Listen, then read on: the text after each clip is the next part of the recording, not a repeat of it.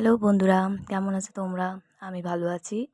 এখন বাজে সন্ধ্যে 7:30। আজকে আছে আমাদের বাড়িতে শীতলা মায়ের পুজো। উপরে ভোগের সব আয়োজন হচ্ছে। এখানেতে ভোগ বানানো হবে।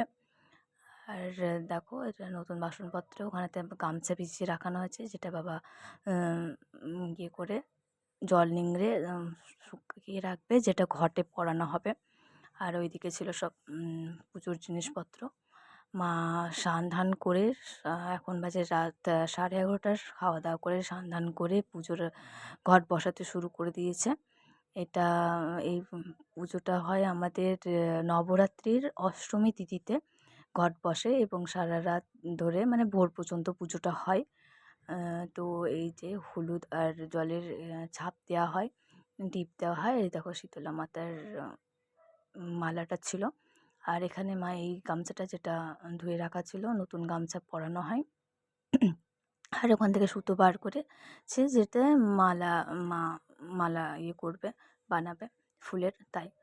তো এখন পুজোর ঘট ফট বসিয়ে মা যাবে উপরে, রান্না বান্না করবে দেখো।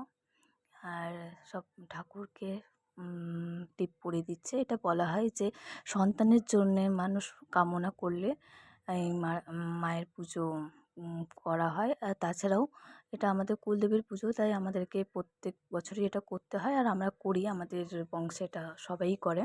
এই দেখো ফুলের মালা টালা সব বসা মানে মা পরিয়ে দিচ্ছে। আর বলা হয় যে এটা মা শীতলা মা খুব জাগ্রত। আর মাকে এই জন্য রাত্রেই পুজোটা দেওয়া হয়। আর এটা ছিল জবা ফুলের মালা, যেটা মাস্ট, জবা ফুলের মালাটা পরাতেই হবে। কারণ কি, মা দেবী শীতলার জবা ফুলটা প্রিয়। আর ধূপের আরতি আমরা করি। এখানে রান্না বান্না শুরু হয়ে গেছে। এখন বাজে রাত 11:30। তো এখানেতে হচ্ছে ডাল সিদ্ধ, যেটাতে ডাল পুরি হবে।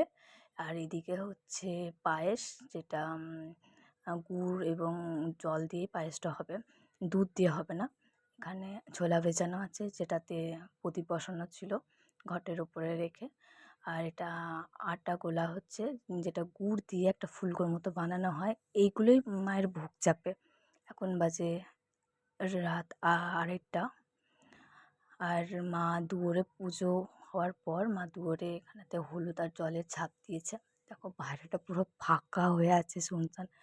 অর্ধেক রাত্রে কেই বা থাকবে বলো? হ্যাঁ, তো মা তাই করছিল। আর আমি দেখছিলাম মা কী কী করছে। আমি সেরকম কিছু করিনি, আমি ওই ঘুমিয়ে গেছিলাম। তারপরে এসে বাবা তুলেছে যে প্রণাম করে আয়গা, কারণ কি মায়ের পুজো দেওয়া হয়ে গেছে। এই দেখো এখানে আছে তালপুরি, লুচি, আটার সেই ফুলকো ইয়েটা পকোড়ার মতো যেটা থাকে ওটা। আর এটা হচ্ছে গুড়ের পায়েস, যেটা এই প্রসাদটাই মা দেবী শীতলার চাপে প্রত্যেক বছর এটাই মায়ের প্রসাদ। তো এটাই চাপে প্রত্যেক বছর। আর এখানেতে অখণ্ড জোত জ্বালানো হয়েছে, যেটা সেই ভোরবেলা পর্যন্ত এটা জ্বলতেই থাকবে। আর তারপরে এখানেতে ধূপ দেখাচ্ছি আমি, কারণ কি মায়ের ধূপ খুব পছন্দ।